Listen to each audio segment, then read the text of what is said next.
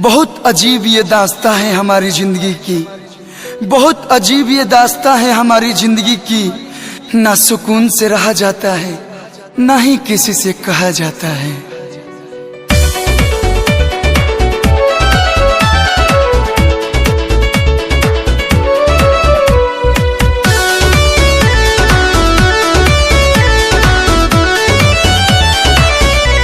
बेवफा दिल से,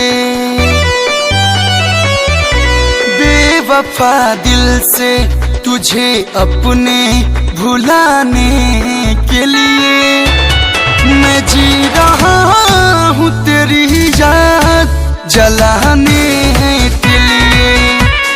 मैं जी रहा हूँ तेरी याद जलाने के लिए। बेवफा दिल